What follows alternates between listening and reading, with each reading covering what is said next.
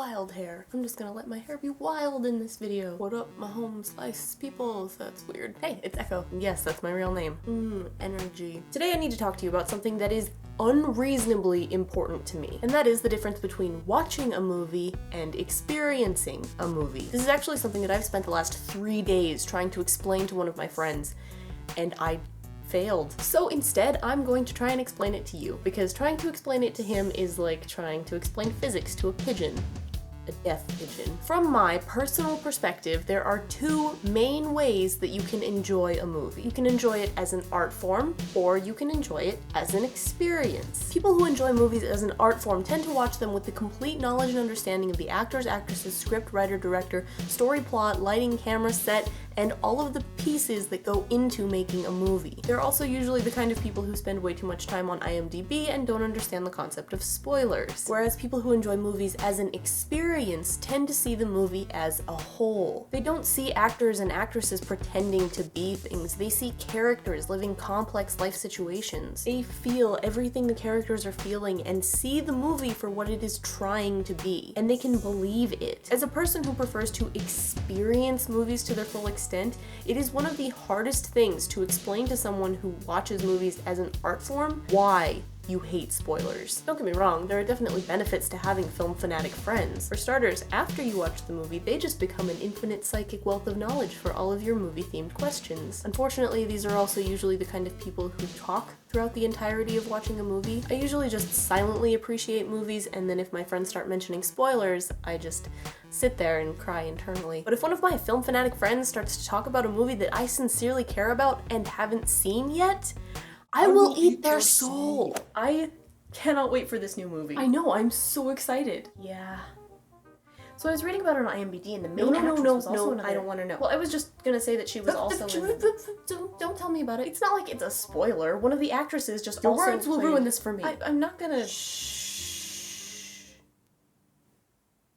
No. I don't know about you, but if someone talks to me about the actors, actresses, script writer, director, story, plot, setting, lighting, camera angles, before or God forbid during a movie, it will ruin the movie for me. If it's something I don't care about, then feel free, talk away. But just have in mind that everything you say is morphing my perception of what's happening. I could be watching a spaghetti western cowboy movie, and then one of my film fanatic friends will come in and say something like, "Oh my god, John Smith is in this. He played the astronaut in that one space movie." And sure enough, from that moment on, the only thing that I will be able to see is an astronaut pretending to be a cowboy. It's like a magic trick. Once you know how it works, it shatters the illusion and it's not as impressive anymore. And that's why some people just don't want to know how they're done. When I'm trying to explain this to my friends, the phrase suspension of disbelief comes up a lot. According to some random dictionary website I found online, suspension of disbelief is a willingness to suspend one's critical faculties and believe in the unbelievable, a sacrifice of realism and logic for the sake of enjoyment. But I think it goes deeper than that. When it comes to enjoying a movie as an experience, it's not just about setting aside your disbelief and accepting what's happening as a possibility.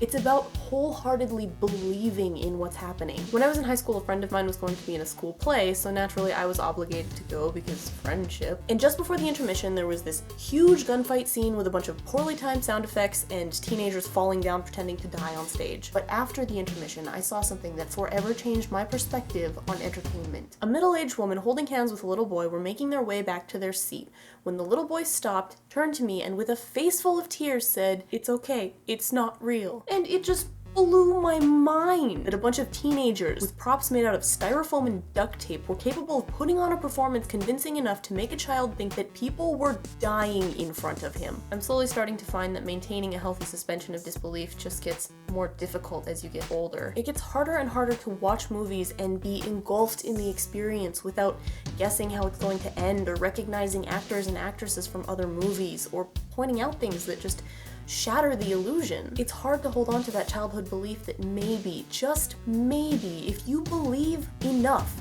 you could reach into that world and take something from it.